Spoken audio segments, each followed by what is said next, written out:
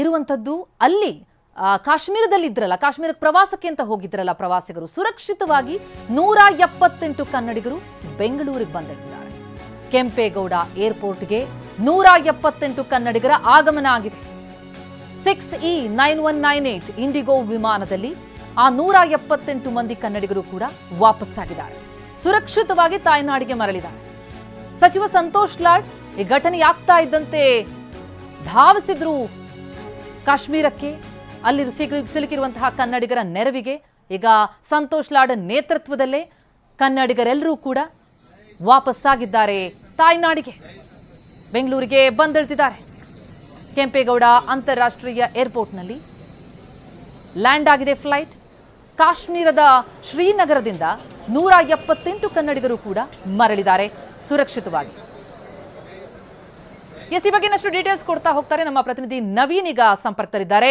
ನವೀನ್, 178 ಕನ್ನಡಿಗರು ಕೂಡ ಶ್ರೀನಗರದಿಂದ ಸುರಕ್ಷಿತವಾಗಿ ವಾಪಸ್ಸಾಗಿದ್ದಾರೆ. ಇಬ್ರು ಕನ್ನಡಿಗರನ್ನ ಕಳ್ಕೊಂಡಿದ್ದೀವಿ. ಆ ದೊಡ್ಡ ಆಘಾತ, ಆ ನೋವು ನಮ್ಮನ್ನ ಬಾಧಿಸ್ತಾ ಇದೆ. ಅದರ ಮಧ್ಯೆ ಇವರೆಲ್ಲರೂ ವಾಪಸ್ ಸೇಫ್ ಆಗಿ ಬಂದ್ರಲ್ಲ ಅನ್ನೋ ದೊಡ್ಡ ಸಮಾಧಾನ ಅಲ್ವಾ? ಎಲ್ಲರೂ ಬಂದಂಥವರ ಮನಸ್ಥಿತಿ ಹೇಗಿದೆ, ಅಲ್ಲಿನ ಚಿತ್ರಣ ಕೊಡೋದಾದ್ರೆ? ಖಂಡಿತ ಪ್ರತಿಮಾ, ಏನೊಂದು ಈ ಒಂದು ಘಟನೆ ಬಗ್ಗೆ ಸಂಬಂಧಿಕರು ಸೇರಿದಂತೆ ಅಲ್ಲಿದ್ದವರು ಸಾಕಷ್ಟು ಆತಂಕಕ್ಕೊಳಗಾಗಿದ್ರು. ಆದ್ರೆ ಇದೀಗ ಏನು ರಾಜ್ಯ ಸರ್ಕಾರ, ಕೇಂದ್ರ ಸರ್ಕಾರದ ಒಂದು ಇದೀಗ 178 ಜನ ಕನ್ನಡಿಗರು ಸುರಕ್ಷಿತವಾಗಿ ಕನ್ನಡಿಗೆ ವಾಪಸ್ಸಾಗಿದ್ದಾರೆ. ಇದೀಗ ತಾನೇ ಏನು ಕೆಂಪೇಗೌಡ ಅಂತಾರಾಷ್ಟ್ರೀಯ ವಿಮಾನ ನಿಲ್ದಾಣಕ್ಕೆ ವಿಶೇಷ ಇಂಡಿಗೋ ವಿಮಾನದಲ್ಲಿ 178 ಜನ ಕನ್ನಡಿಗರು ಬಂದಿರತಕ್ಕಂಥದ್ದು. ಈಗಾಗಲೇ ಕೆಂಪೇಗೌಡ ಅಂತಾರಾಷ್ಟ್ರೀಯ ವಿಮಾನದಲ್ಲಿ ಫ್ಲೈಟ್ ಸಹ ಲ್ಯಾಂಡ್ ಆಗಿದೆ. ಇನ್ನು ಕೆಲವೇ ನಿಮಿಷಗಳಲ್ಲಿ ಅವರೆಲ್ಲರೂ ಸಹ ಹೊರಗಡೆಗೆ ಬರ್ತಾ ಇದ್ದಾರೆ. ಜೊತೆಗೆ ಏನು ಸ್ವತಃ ಸಚಿವರನ್ನ ಬರ್ತಕ್ಕಂಥ ಎಲ್ಲರೂ ಸಹ ಅವರ ವಿಳಾಸವನ್ನು ಸಹ ಬರ್ಕೊಡ್ಲಾಗಿದೆ. ಜೊತೆಗೆ ಅವರು ಎಲ್ಲಿಗೆ ಹೋಗ್ಬೇಕು ಅದಕ್ಕೆ ಸಹ ವಿಳಾಸ ಮಾಡ್ಕೊಂಡು ಅವರಿಗೆ ಸುರಕ್ಷಿತವಾಗಿ ಮನೆಗಳಿಗೆ ತಲುಪುವುದು ಸಹ ಅಧಿಕಾರಿಗಳು ಜವಾಬ್ದಾರಿಯನ್ನು ವಹಿಸಿಕೊಂಡಿರ್ತಕ್ಕಂಥದ್ದು. ಈಗಾಗಲೇ ಕೆಂಪೇಗೌಡ ಅಂತಾರಾಷ್ಟ್ರೀಯ ವಿಮಾನದಿಂದ ಕೆಲವೇ ಸಹ ಹೊರಗಡೆ ಬರಲಿದ್ದು.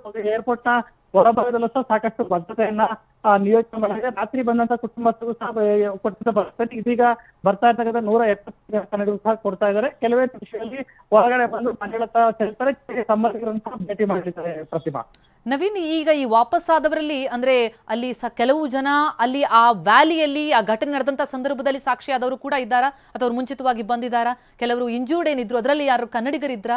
ಆ ಬಗ್ಗೆ ಏನಾದರೂ ಮಾಹಿತಿಗಳು ಲಭ್ಯ ಆಗ್ತಾ ಇದೆಯಾ, ಅಥವಾ ಎಲ್ಲರೂ ಕೂಡ ಆರೋಗ್ಯವಾಗಿ ಸುರಕ್ಷಿತವಾಗಿ ಬಂದಿದ್ದಾರೆ ಅನ್ನುವಂತ ಮಾಹಿತಿನ?